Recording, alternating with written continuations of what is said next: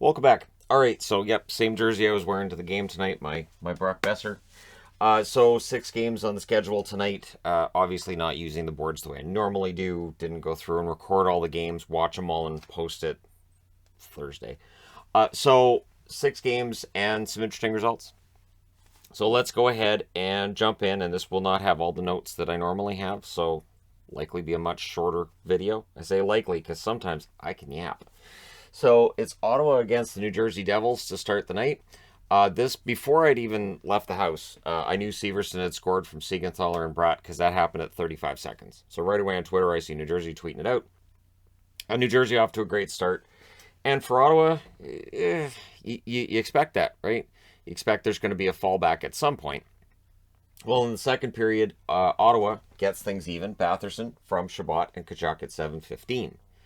The tie doesn't last. Bastian scores to put New Jersey back in the lead from Subban and Smith at 8:20. However, the Sens, they're plucky right now. They tie it. It's Tkachuk from Batherson and Holden at 12:42. So that score holds. Third period, no scoring. Overtime, also no scoring. In the shootout, Josh Norris ends up getting the winner. So Ottawa with this victory, they're now 7-15-1. They've won 3 in a row. It's my video, right? So New Jersey drops to 9-9-5 with the shootout loss. The 3 stars in this one were Norris, Tkachuk, and Severson. The shots 7-5 New Jersey in the first, 9-7 Ottawa in the second, 8-7 Ottawa in the third. In the overtime, New Jersey outshot Ottawa 3-1. Final shots 24-23 for the Devils. There's only one power play in the game that belonged to Ottawa. They were unsuccessful. The hits 29-23 for New Jersey, and honestly, New Jersey, it appears, played a half-decent game, but Ottawa's getting victories. They're finding ways to get them. Forsberg, 22 saves on 24 shots. Nice bounce back from his last game. Blackwood, 21 saves on 23 shots. So for New Jersey, it's a point lost. Again, they look to be falling out of that race in the Metro, but we'll see, right? The season is still relatively young. Relatively. Next up, Philadelphia. I keep thinking, so this has to be low, right? This has to be the lowest point. Well, I'll say this. Vigneault's now out. Mike Yeo takes over. Interim basis, but at least Philly gets some goals tonight, right? And for Colorado, they're down to the number 4 goaltender, and they have to be hoping the numbers 1 and 2 come back soon. So a lot of scoring in the first period, a majority of the scoring in the game in the first period. Giroux opens the scoring from Frost and Ristolainen at 6:02. So Philly does score first, and then it goes downhill. They get a power play. However, Colorado scores. Shorthanded goal for Eric Johnson from O'Connor and Jack Johnson at 9:56. I think that's the first time I've seen the two Johnsons combine on a goal. Landeskog then scores from McKinnon and Taves at 13:13 to make it 2-1 for Colorado. Newhook would score on the power play from Girard and Taves at 15:16, and then on the power play 26 seconds later, Makar adds one from Anunen and Rantanen. So, Anunen on the board with an assist, and that really puts them in a commanding 4-1 lead. In defense of the Flyers, they did come back. Lindblom scores his first of the season. He's overdue. Konechny and Sanheim with the assists at 16:28, and then on the power play, Giroux scores from Konechny and Yandel at 18:20. So a lot of goals scored in that first period. 4 of them special teams goals out of 7. So crazy game. Second period, Nichushkin from Eric Johnson at 1:42. This is a game that if I had been doing this my normal way with all the notes on a board, there's no way this would have fit in one column. No chance. So the only goal of the second is Nichushkin from Eric Johnson at 1:42. That makes it 5-3. Third period, Atkinson would make it close from Hayes and Sanheim at 2:16, but Kadri on the power play restores that lead for the Colorado Avalanche from Rantanen at 5:42, and then Jost scores from Megna at 11:35, making it 7-4. Lawton would score from Hayes on a shorthanded goal at 18:35. So both teams have a shorthanded goal. 3 power play goals for Colorado, 1 power play goal for Philadelphia, and a wild game ends 7-5 in favor of Colorado. They go to 13-7-2. Philadelphia drops to 8-11-4. Shots 14-8 Colorado in the first, 17-13 Colorado in the second, 19-11 Colorado in the third, 50-32. So there's a defense problem. And again, if we look at all the injuries in Philly, makes some sense, but 50 shots is a lot. Power plays 3 for 5 for Colorado, 1 for 3 for Philly. The hits were 29-21 for the Flyers. Anunen saves 27 out of 32 in the victory, and Jones saves 43 out of 50. So .860 save percentage in that one. And a lot of shots. So it's a lot of shots. So Philly, I'm not saying things are necessarily getting worse, but they're not getting better. So maybe a nice holding pattern there. So that's 9 in a row. You guys want Shane Wright yet? Or because it's 8, 11, and 4 now, so they're falling off the whole playoff race thing too. Not really as much of a race with Philly, other than a race to the bottom. There's that. Next up, the Washington Capitals at home against Anaheim. And I've been saying for weeks now, Anaheim is surprising me. This is another surprising result. The only goal in the first period is Tom Wilson from Schultz and Ovechkin at 13:34. So Ovechkin doesn't get a goal tonight. He's stuck on 750. I think he'll get a goal before the season's out, but he does get an assist. In that first period, he'd get one in the second as well. And then in the second period, this is where Anaheim shows they can fight back. Manson from Milano and Zegras at 9 seconds. So that was quick. Hagelin does restore the lead from Eller and Oshie at 3:58. Milano would tie it up again from Zegras and Raquel at 13:35. And then at 15:29, they get a lead. Lettieri, who started putting up goals and has suddenly become an important part of the Anaheim Ducks, from Fowler and Terry at 15:29. But just before the period's out, those important goals at the end of the period, 19:37, the McNugget minute, right? So Carlson from Ovechkin, that gets you some free McNuggets if you're in the Washington area. If you're not, I've tried. They don't. Around here, they're like, McNugget minute? What are you talking about? The Capitals got a goal in the last minute. Anyways, third period, no scoring. Overtime, also no scoring. So we go to the shootout, and Carlson ends up getting the winner in the shootout. So your 3 stars are Wilson, Hagelin, and Milano. The Capitals, with that victory, go to 16, 4, and 6. The Ducks drop to 13, 8, and 5. So, again, the Ducks are getting points. They're playing well. And the shots kind of show that. So it was 11-10 Washington in the first, 13-10 in favor of the Ducks in the second, 10-8 Ducks in the third, and in the overtime, they got the only shot. Final shots, 34-29 for the Ducks. The power plays, both teams go 0 for 1. Hits 27-24 for Washington. Gibson saves 26 out of 29. Samsonov saves 31 out of 34. Pretty good game. And again, the Ducks have to be happy coming out of Washington with a point. And Washington getting 2 points in extra time, that'll make them happy as well. So everybody's happy coming out of this game, I would think. Except maybe the coach of the team that loses in the shootout, right? So you want the victories. Okay. Next up, Dallas. It continues, and I was a little bit nervous when I saw this one this morning. I thought, could Dallas fall into a trap in this one? Well, no. And in the first period, they get the lead. It's Roope Hintz from Robertson at 13:48. So Hintz stays red hot with that one. Gostisbehere would tie it in the second period from Keller and Kessel at 3:09. So it's tied at 1 going to the third. And again, this game's going on while we're at this game. So I'm watching, right? I'm refreshing, and I'm like, come on, guys. So it's Peterson from Radulov and Ben at 9:01. That makes it 2-1 for Dallas. And then the one that really made me kind of relax was a power play goal from Ben and Gurianov. Suter with the assist. Let me take that extra T out of there. Suter with the other assist at 15:14. So even though I'm at a game, I'm still paying attention to what's going on. Ben would then score from Radulov at 17:08.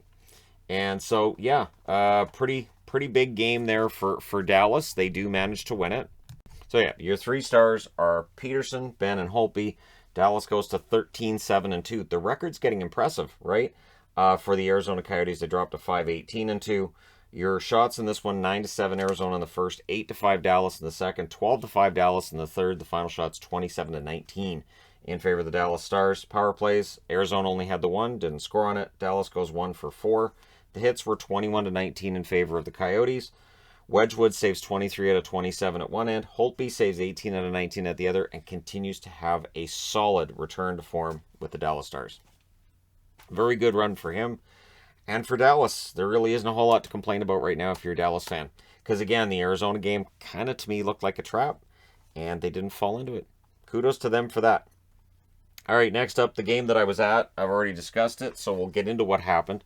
There was no scoring in the first period between LA and Vancouver, right? Second period, the Canucks get a power play early. It didn't look great, but they end up scoring on it. It's Besser on the power play from Pearson and Miller at 3:17. Besser had the best game tonight he's had all season. Honestly, he looked good out there. The one thing I liked with Vancouver tonight was there were no easy pucks for LA. They were challenging every single puck. It's something that's been driving me nuts this year. I've talked about how they've been too easy to play against. They've been backing off, and they've been allowing guys to get that blue line. They weren't doing that tonight. Garland then scores from Podkolzin and Pettersson at 5:43, and that was a nice one. And you could, if you're in the building, you could see that one coming, where the net's kind of open, Peterson's on the other side, and then Garland, oh, I'll take it, and he puts it in. So there you go. No scoring then until the third. Lamico finally gets his first at 6:59. He seemed relieved by that, and all the guys were patting him for that, like, yeah, about time you got one. And then Miller scores from Besser and Horvat at 12:48. That's also a power play marker. So for Vancouver, whose special teams have been awful, and I documented that in last night's video, tonight they were good. Now, there wasn't a lot of power plays for the Kings, but Vancouver's penalty kill looked competent. They didn't allow them to set up, and they pressured them, and they even got some shorthanded chances. So your 3 stars in this game were Demko, Besser, and Miller. The shots were 12-11 Vancouver in the first, 11-10 or 12-10 for LA in the second, 8 apiece in the third. Final shots 31-30 for LA. Power plays 0 for 2 for the Kings, 2 for 4 for Vancouver. The hits were 31-17 for Vancouver. Very intense game for Vancouver. It's the kind of hit totals I'd wanted to see. Peterson saves 26 out of 30. He was upset after that 4th goal especially. Demko saved all 31 shots for his first shutout of the year. And yeah, not much else to say other than that was a fun game to be at, fun game to watch, and that is the most enjoyable game I've gotten to watch for the Vancouver Canucks all season. And I think if I'd watched it from home, I think it would have been as well. I still would have been just as pleased.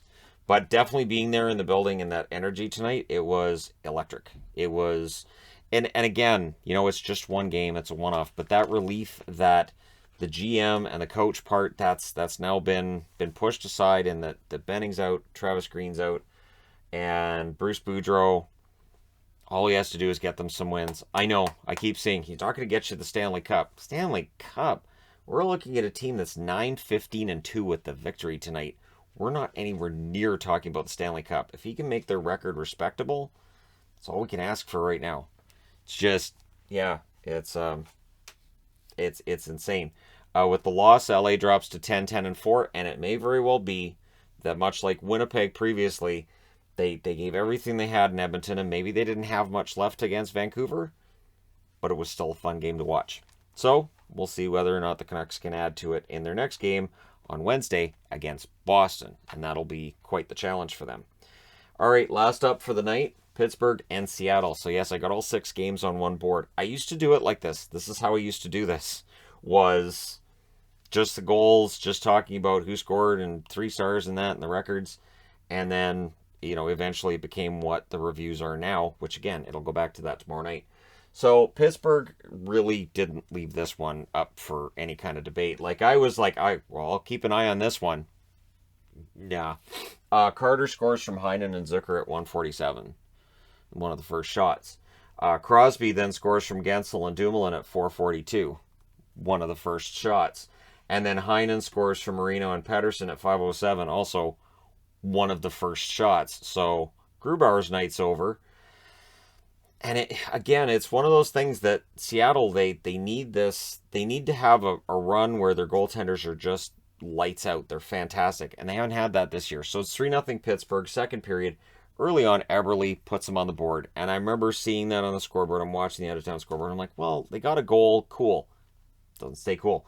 Eberle from Wenberg and Schwartz at 3:43. Jake Gensel late in the period picks up that 3-goal lead all over again from Rodriguez and Crosby. Nice to see Rodriguez continues to produce.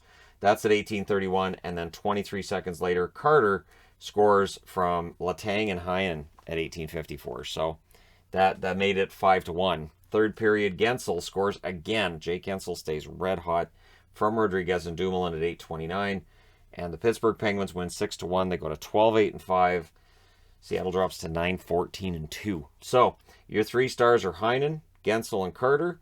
The shots 10-8 Seattle in the first, 13-9 Pittsburgh in the second. Both teams had 10 shots in the third. The final shots 31-29 for Pittsburgh. Shots don't really tell the story. I know after the first period, what I was reading was that Seattle had more shots, but the more dangerous shots were definitely Pittsburgh's. Power plays, Seattle had the only one. They didn't score on it. Hits 24-23 Seattle.